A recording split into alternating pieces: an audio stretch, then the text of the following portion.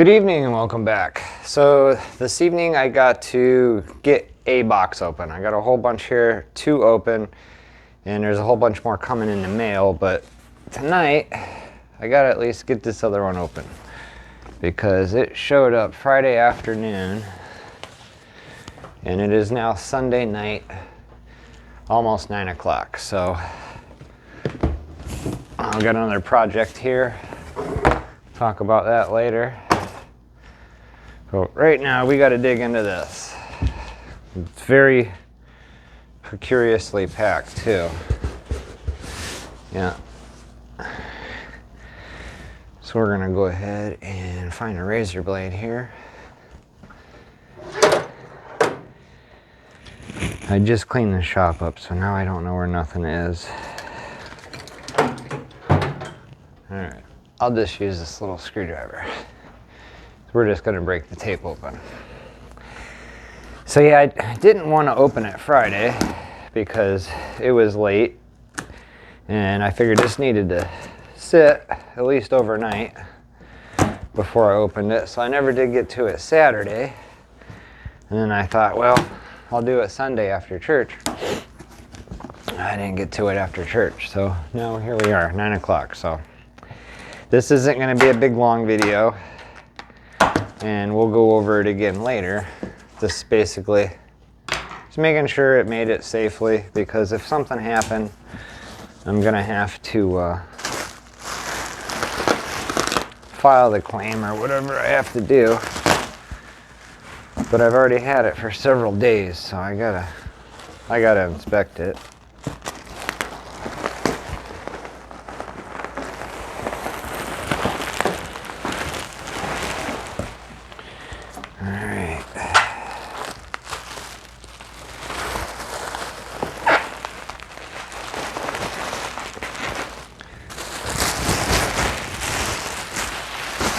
It appears that UPS must have packed this,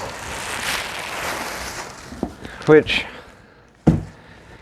is a good and a bad thing. Good thing is they packed it, so they're responsible for the damage if it gets damaged. The bad thing is they packed it and they really didn't do that much to protect it, and that's just how it is. They did put it in a bag and put some bubble wrap around it, but they should have some more cushion on the bottom of it for sure. But again, if something's wrong, they have to cover it. Sorry for the low enthusiasm too. Normally, I'd be pretty excited about opening a new guitar, or at least new to me. This ain't a brand new guitar, but I'm just tired. I had a really long weekend and it is what it is. That's why I kind of wanted to do this. I was going to wait till tomorrow. Maybe I'd be a little more enthusiastic, but got to get this checked out. So see a little bit of Tolex peeling off the case there.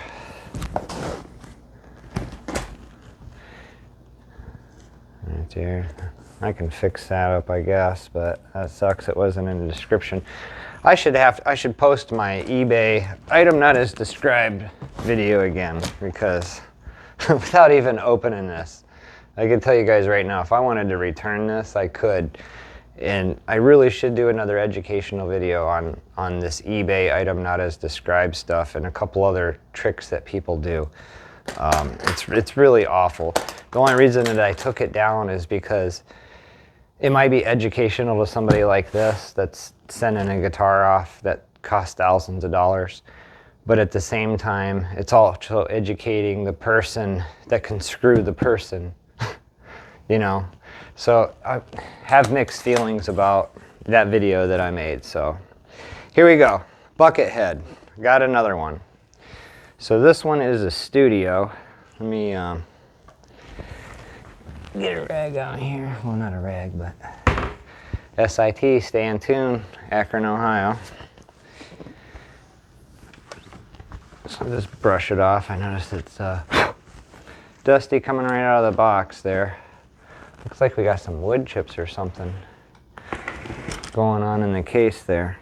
So anyhow, if you guys have been watching my channel, you know that I've had 2 of these.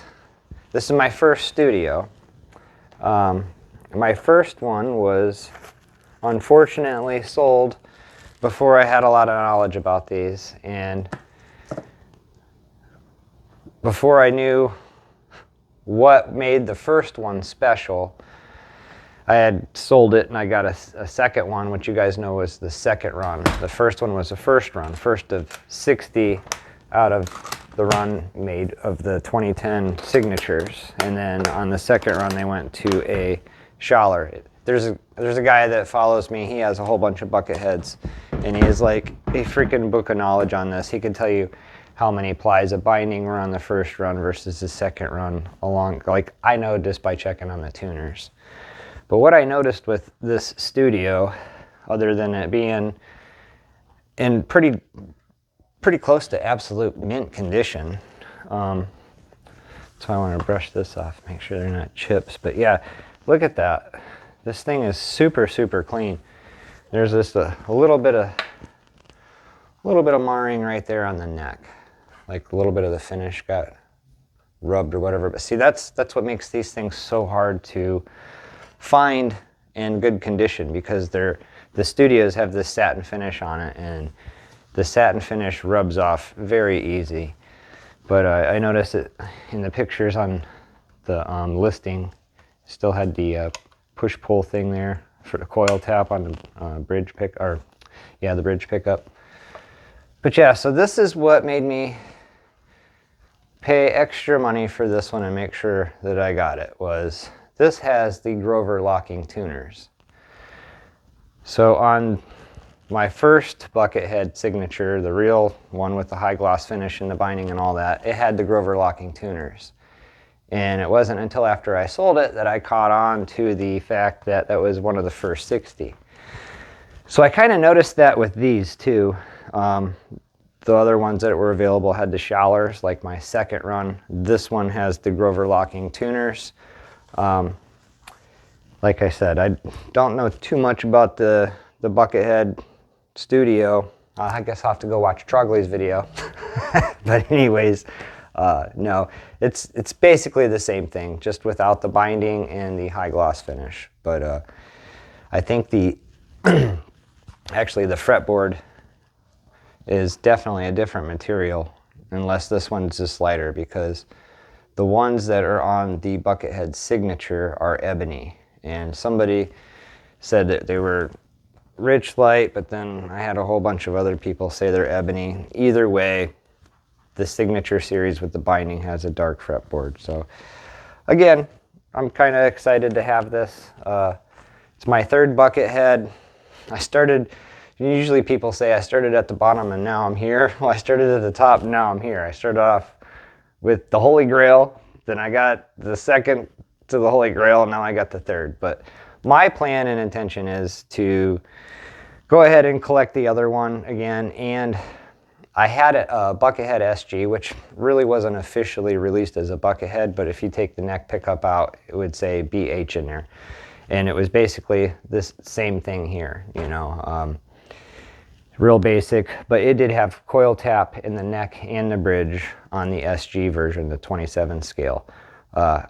That one I sold, and now I kind of regret I got rid of that. So I'm going to find another Buckethead SG and another Buckethead signature first run, get the collection again, and then start all over. But until then, I've been highly considering trading this with somebody if they wanted to trade for it. Like, I don't know. I'll have to think about trade for what, but it would definitely have to be a Gibson custom shop something, or Murphy's Lab, or I don't know. But I would definitely want a Gibson for the Gibson. But I'll entertain trades and stuff like that later. Maybe I'll put it up on Reverb for a stupid amount of money and just see what people offer for trades or something. I don't know. But for right now, I got a Buckethead studio. So finally got one of those. It's my third Buckethead. Never even seen one of these actually in person. The back of it reminds me of one of those Les Paul traditional pros, where it's kind of got the rough grainy finish on it. So, but anyhow, yeah, it looks good. I don't see anything broken or cracked. And then, you know, come to think about it, I let it sit and warm up, and it doesn't have high gloss finish, so I doubt that I had to worry about it checking. But my last one, if you guys remember, my second Buckethead, I got it this same time of year, middle of January. I brought it in straight down here. It's always 69 degrees in here, never changes, 50% humidity. I let it sit for 3 or 4 days. I took it out and I already had cracks on it. And then before I listed it, I let it hang there on that rack for several months, and it ended up developing finish checks all over it. So if you guys want, check out that video. But yeah, winter is a terrible thing. And that second one came from Arizona, so it came from the dead of heat to here, so in Ohio, to the cold. So, oh well, I'm gonna quit rambling. I accomplished what I wanted. I got this open. I made sure it made it safely. It did, and that's it. So I'll go ahead and leave the guy feedback and thank him. And till next time, don't forget to like and subscribe. We got project guitar over there, whole pile of parts and stuff over there, and a whole bunch of other things coming. Should show up in the next couple days. I should say by Wednesday or Thursday should have everything, hopefully, for those two projects down there. So till then, guys, thank you again, and don't forget to like and subscribe.